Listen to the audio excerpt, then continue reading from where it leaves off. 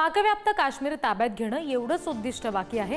काश्मीर प्रकरणात कुणाचीही मध्यस्थी नको अशी ठाम भूमिका भारत सरकारनं घेतली आहे। भारत आणि पाकिस्तान यांच्यामध्ये काश्मीरवरून सुरू असलेल्या वादात मध्यस्थी करण्याची तयारी अमेरिकेचे राष्ट्राध्यक्ष डोनाल्ड ट्रम्प यांनी दाखवली होती, मात्र भारतानं ती धुडकावून लावली आहे। दहशतवाद्यांना भारताच्या स्वाधीन केलं तरच पाकिस्तानशी चर्चा होऊ शकते असं देखील भारतानं स्पष्ट केलंय। मोदींच्या उपस्थितीत झालेल्या बैठकीमध्ये ही भूमिका मांडली गेली। भारतानं काश्मीरबाबत नेमकी काय ठोस भूमिका घेतलेली आहे, आपण ग्राफिक्सच्या माध्यमातून त्याचे काही मुद्दे समजून घेऊया। काश्मीरबाबत आता फक्त एकच मुद्दा शिल्लक आहे। पाकिस्तानच्या ताब्यातील काश्मीर म्हणजेच पाकव्याप्त काश्मीर पीओके परत मिळवणं, याशिवाय दुसऱ्या कोणत्याही विषयावर चर्चा होणार नाही।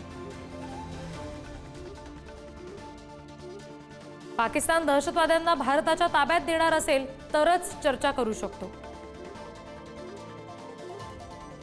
अन्य कोणत्याही बाबतीत आम्हाला चर्चा करण्याची गरज नाही आणि मध्यस्थीची सुद्धा आवश्यकता नाही। ही भारतानं स्पष्ट भूमिका मांडली आहे।